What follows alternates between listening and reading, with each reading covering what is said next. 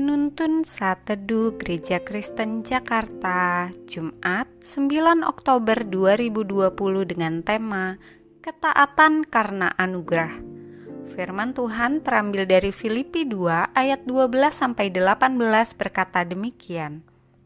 Hai saudara-saudaraku yang kekasih, kamu senantiasa taat, karena itu tetaplah kerjakan keselamatanmu dengan takut dan gentar, bukan saja seperti waktu aku masih hadir, tetapi terlebih pula sekarang waktu aku tidak hadir.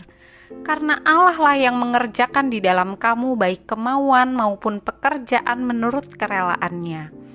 Lakukanlah segala sesuatu dengan tidak bersungut-sungut dan berbantah-bantah, supaya kamu tiada beraib dan tiada bernoda sebagai anak-anak Allah yang tidak bercela di antara angkatan-angkatan yang bengkok hatinya dan yang sesat ini. Sehingga kamu bercahaya di antara mereka seperti bintang-bintang di dunia. Sambil berpegang pada firman kehidupan agar aku dapat bermegah pada hari Kristus, bahwa aku tidak percuma berlomba dan tidak percuma bersusah-susah, tetapi sekalipun darahku dicurahkan pada korban dan ibadah imanmu, aku bersukacita, dan aku bersukacita dengan kamu sekalian. Dan kamu juga harus bersukacita demikian, dan bersukacitalah dengan aku. Beth Moore, seorang penulis Kristen, menulis demikian. Langkah raksasa dalam perjalanan iman kita adalah langkah yang kita ambil ketika kita memutuskan bahwa Kristus bukan lagi hanya bagian hidup kita. Dia adalah hidup kita sepenuhnya. Kristus adalah pusat hidup orang percaya, dan sebagai pusat hidup kita, tentu saja kita harus menaatinya sepenuhnya. Orang Kristen di kota Filipi mengalami perlawanan dan penganiayaan karena iman kepada Kristus. Rasul Paulus menghibur dan mendorong mereka agar senantiasa taat kepada Tuhan dengan cara tetaplah kerjakan keselamatanmu dengan takut dan gentar. Hal ini tidak berarti mereka harus berusaha untuk mendapatkan keselamatan atau menjaga agar keselamatan yang sudah diterimanya tidak hilang, sebab keselamatan yang Allah anugerahkan dijamin olehnya. Kalau begitu, apa yang Paulus maksud? Terjemahan Alkitab lainnya menjelaskan demikian.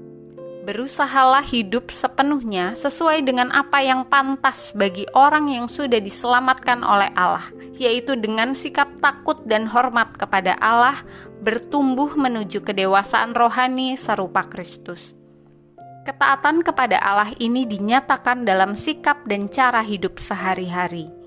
Bagaimana kita menerapkan hal ini dalam kehidupan sehari-hari? Kita harus menetapkan Kristus sebagai pusat hidup kita sebagai orang percaya. Apa artinya?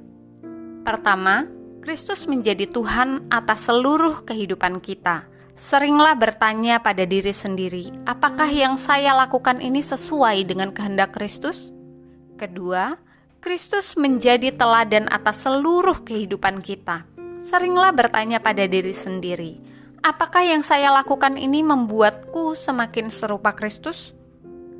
Ketiga, Kristus menjadi tujuan atas seluruh kehidupan kita. Seringlah bertanya pada diri sendiri, apakah yang saya lakukan ini membuatku makin mengasihi dan memuliakan Kristus? Biarlah ketaatan kita kepada Kristus menyatakan kepantasan hidup kita sebagai orang yang diselamatkan karena anugerah. Orang yang menyadari bahwa hidupnya adalah anugerah Allah akan menaati Allah dengan senang hati.